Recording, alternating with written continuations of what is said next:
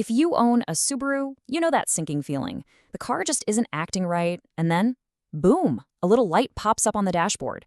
Well, today we're going to tackle one of the most common and frankly annoying error codes out there, P2127. Let's get to the bottom of this. So does this sound familiar? You go to press the gas, and the car just hesitates. It doesn't want to go. Or maybe you're sitting at a stoplight, and the engine is just jumping around, idling all weird. These are the classic signs, and yeah, they can definitely make you feel worried and kind of helpless. But here's the thing you gotta remember. These aren't just random glitches. Think of them more like messages. Your car is actually trying to tell you exactly what's wrong. Our job today, it's to learn how to speak its language. When you're dealing with that awful acceleration and that rough idle, more often than not, that check engine light is pointing us to one place. Error code P2127. And no, that's not just some random jumble of letters and numbers. It's our first big clue in solving this little automotive mystery. Okay, so what in the world does P2127 actually mean? Let's decode this thing so we can figure out what's really happening under the hood.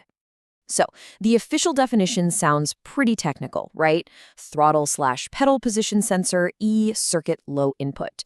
Let's just break that down. It's all about the system that tells the engine how hard you're pushing the gas pedal. And that low input part, it just means the car's computer isn't getting the strong, clear signal it's expecting. To put it way more simply, there's a communication breakdown. Your foot is telling the gas pedal what to do, but that message is getting scrambled or lost somewhere on the way to the engine. The car's brain, the engine control module, or ECM, isn't hearing the command correctly, and that is exactly why you're feeling that hesitation when you try to accelerate. So now we know what the problem is. It's a communication issue. The next question is, why is it happening? Our investigation points to 4 main suspects. Let's line them up and see who's to blame. Here they are, our 4 likely culprits. Now, you'll notice 2 of them are about the wiring harness. That's basically the car's nervous system. The first possibility is a bad connection from the car's computer to its main ground. The second is a bad wire between that same computer and the sensor on your gas pedal. Third, it could be the entire pedal assembly itself. And fourth, the big one, is that the computer, the ECM, is the thing that's gone bad. You know, identifying the suspect is really only half the battle. Now we need to figure out what to do about it. So let's match the right fix to each of these potential problems. All right, let's start with that first wiring issue. This is the connection between the engine control module and the car's metal frame, the chassis. That frame acts as a ground, which every electrical circuit needs. If that connection is bad, you can get all sorts of weird electrical gremlins. Luckily, the fix here is pretty straightforward. First things first, you or your mechanic just need to give it a good look. See any connections that are loose, frayed, or rusty? Sometimes, believe it or not, just tightening a connection solves the whole thing. If the wire harness itself looks damaged, though, it'll have to be replaced.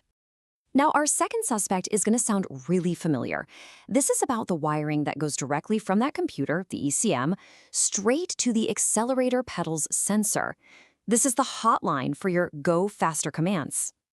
And you guessed it, the fix is exactly the same as the last one. You're looking for any loose or damaged connections. Check to make sure everything's tight. If you see obvious damage, or if everything looks okay but the problem's still there, then the harness needs to be replaced. So, what happens if both sets of wiring are perfectly fine? Well, our investigation then moves to the accelerator pedal assembly itself. The whole unit, the pedal, the arm, the sensors, it's all one piece. And like any electronic part, it can just plain wear out over time. Now, this is really important to know. If the pedal assembly is the problem, this isn't something you can repair. There's only one solution. You have to replace the entire unit. It's a single part, and that's the fix.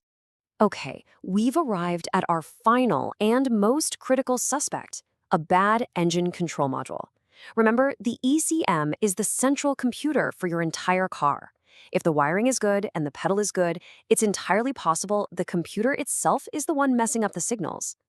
This is usually the last thing you check, mostly because it can be the most expensive fix. But if you've ruled everything else out and you confirm the ECM is faulty, there's only one way forward. It has to be replaced. I know that was a lot of technical info to throw at you. So to make it all super simple, we've put everything you need into one clear action plan for you. Look at this. It's basically your diagnostic cheat sheet. On the left side, you've got the 4 potential causes we just walked through, and on the right, you've got the exact solution for each one. Everything we've covered, all in one easy-to-read table. And there you have it, a full breakdown of that pesky Subaru P2127 code. You're not in the dark anymore. You get the symptoms, you know what the code means, and you know the 4 most likely fixes.